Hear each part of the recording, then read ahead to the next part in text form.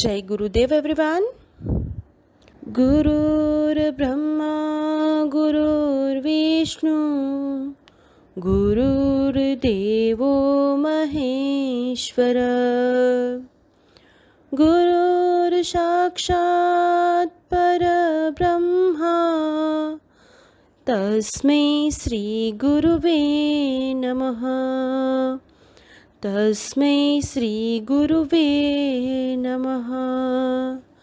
तस्मै श्री गुरुवे नमः। इस श्लोक का अर्थ है, गुरु ही ब्रह्मा है, गुरु ही विष्णु है और गुरु ही भगवान शंकर है।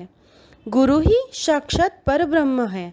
ऐसे गुरु को मैं शत शत प्रणाम करता हूँ। Good morning to one and all. My name is Megha Dayani and I am your science teacher. We have reached in the third session of chapter number 5. But before starting, follow the same routine. Join your hands, close your eyes and pray for a while.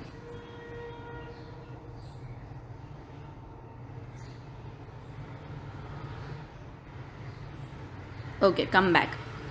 In the last session, we have understood the first 4 processes: handpicking, threshing, winnowing and sieving. Today we are going to learn the next process, that is sedimentation, decantation and filtration. These are the 3 processes. Name या तो इसके बारे में थोड़ा बहुत आपने already standard 5th में learn किया होगा, but in detail we are going to learn these 3 processes today in this session of chapter number 5. The first one that we are going to learn is sedimentation. Sedimentation is basically a process wherein the heavier components of a mixture settles after the addition of a water. जब पानी mix करोगे आप कोई ऐसे substance में, तो उसका जो हैवी मटेरियल होगा वो नीचे सेटल हो जाएगा. एग्जाम्पल के थ्रू इसको लर्न करते हैं हम. Take a glass of clear water. After that add mud into it. Okay, we are trying to make this water impure, and add this. After adding this muddy water into it, just mix it. You will see the whole clear water is now muddy water. Now don't disturb this water. कुछ मत करना है इसको थोड़ी देर ऐसे ही रख दो. उसको हाथ मत लगाना, पानी को स्टर मत करना, कुछ भी मत करना. So after few minutes now you will observe that all the mud has settled down because mud was heavy in weight and the water has formed another layer. तो ये क्या हो गया, सेपरेट लेयर बन गया. तो नीचे जो भी मड कलेक्ट हो गया उसको क्या बोलते हैं, सेडिमेंट्स. ऊपर जो हमें मिला वो क्या है, क्लियर वाटर वापस मिला.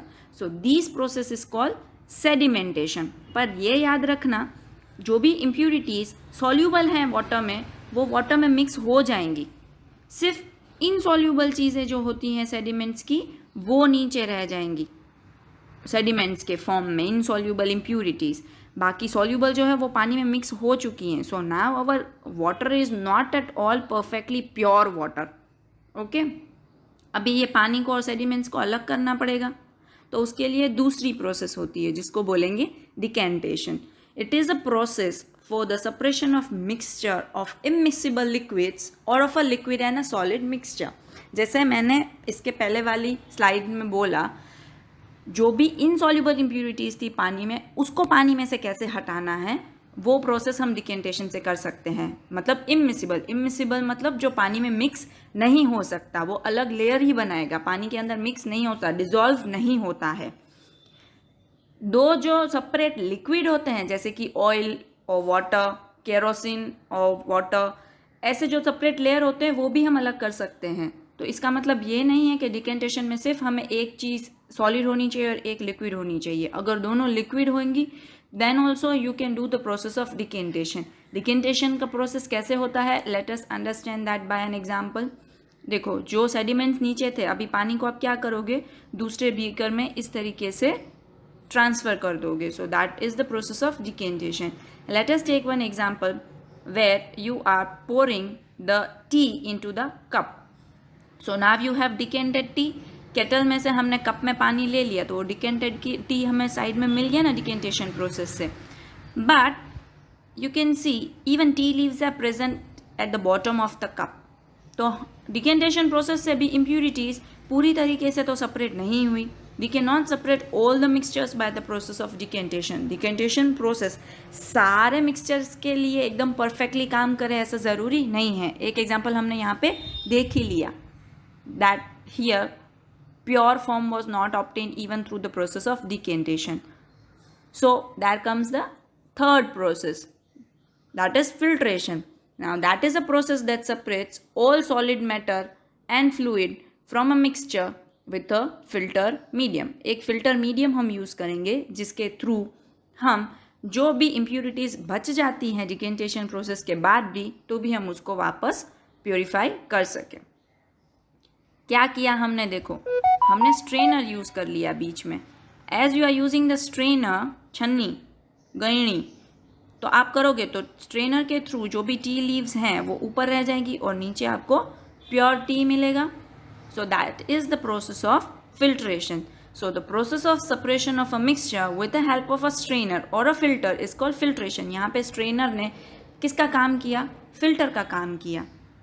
Now filtration process can be done with the help of a cotton cloth also. Cotton cloth के थ्रू भी हो सकता है और filter paper के थ्रू भी हो सकता है. अभी फिल्टर पेपर को हम कैसे यूज़ कर सकते हैं. कॉटन क्लॉथ को तो चलो हम किसी भी कप के में, जिस बीकर में, कंटेनर में हमें चाहिए उसके ऊपर कॉटन का कपड़ा रख दो और उसको बांध दो अच्छे से, फिर उसमें से कोई भी चीज़ स्ट्रेन कर लो.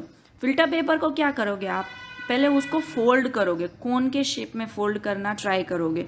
सो you will get something this kind of structure. Cone के शेप में फिल्टर पेपर कर लोगे, फिर उसको फनल में रख दो ऐसे, और फनल को स्टैंड पे कनेक्ट कर लो and then try to decant the things. तो हमने क्या सीखा अभी, तीनों प्रोसेसेस रिवाइज करें. देखो एक मिक्सचर है सॉइल और वाटर का, तो सॉइल जो है वो उसमें डिज़ोल्व नहीं होगी, तो इट इज़ एन अनडिज़ोल्व्ड मटीरियल जो कि सॉलिड सब्सटेंस है, तो सेडिमेंट्स उसके नीचे रह जाएंगे. फिर डिकेंटेशन प्रोसेस से आप ये अनडिज़ोल्व्ड मटीरियल जो है सॉइल वो एक ही ग्लास में रहेगा और पानी हमने दूसरे ग्लास में ले लिया. फिर उसको हम ऐसे फिल्ट्रेशन की प्रोसेस से फिल्टर करके प्योर वाटर नीचे वापस इस बीकर में ले लेंगे और बाकी की जो भी इम्प्यूरिटीज़ बची थी वो फिल्टर पेपर पे ही चिपक के रह जाएगी. Understood all these three processes. Rest of the processes we will learn in the next session. Till that, stay happy, stay healthy, eat well, learn well. Thank you so much.